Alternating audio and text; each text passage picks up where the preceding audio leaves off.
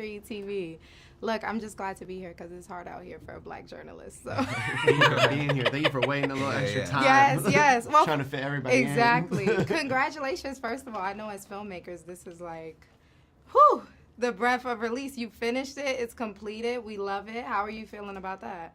Great. I mean, Awesome. This is a dream come true. Now we just... I'll believe it when it's in a theater. Yeah. When we get it, when we push it forward, when we get it, we need your help so much. Yeah. Just trying to get people to see it. Absolutely. Now tell me, I left the film overwhelmed with like a bunch of emotions, a lot of different feelings. What space were you both in emotionally when you wrote this script? Whatever Panic. space. I think whatever space you can be in for 10 years. We wrote the script over the course of 10 years. So we really just lived life around the writing of this script. And then in the last couple of weeks, we're extremely panicked. Yeah. Yeah, just panicked. Well, you touch on gentrification, of course. And as someone, like, I'm from the Bronx.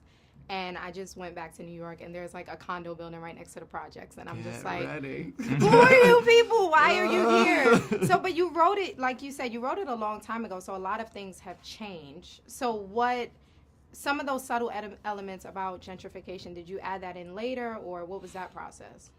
Yeah, I mean, so it has been a living, breathing script for 9 years. So, we did a page one rewrite 2 months before we started shooting, which was another, just a comb through of all these things. Of where is the conversation now? What's the conversation with police violence now? What's the conversation with gentrification, especially in how it relates to Oakland? But unfortunately, there's things that just don't change over 10 years that you hope would. Like the conversation with police violence only really went from, oh wow, this is newsworthy, to it's not newsworthy anymore. That was the biggest shift. Before we had riots and all this crazy stuff going in Oakland, which was what was happening when Oscar Grant was killed around the time we started writing this. And the change was that we had to take all that stuff out because it's not true to life anymore. It's not happening.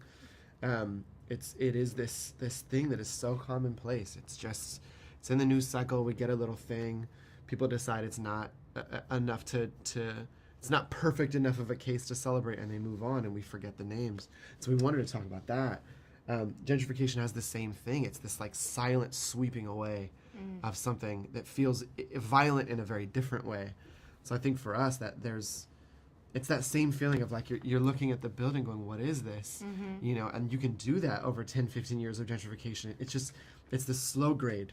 It's happening to you, and suddenly, we had this experience with Oakland now. We go back in increments, so we can see the change in bursts. But if you're there, I don't know if you're even feeling it happen in the same way until you can step back and go, everyone's gone. Things just It's weird because you want your neighborhood better, right? But you don't want it to be at the cost of pushing your people out. This is the big question: is who is it for, right? Who's that soul cycle for?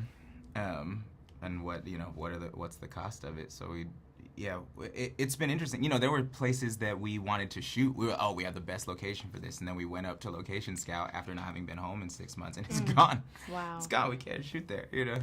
There were things that changed between when we shot at them and the finishing of the film 2 weeks later. There were scenes 2 weeks later that were different. Wow. So now the movie is a time capsule of that building. Yeah. Well, it's an incredible film. Thank you for it. I think people desperately need it. So we'll get the word out. Please.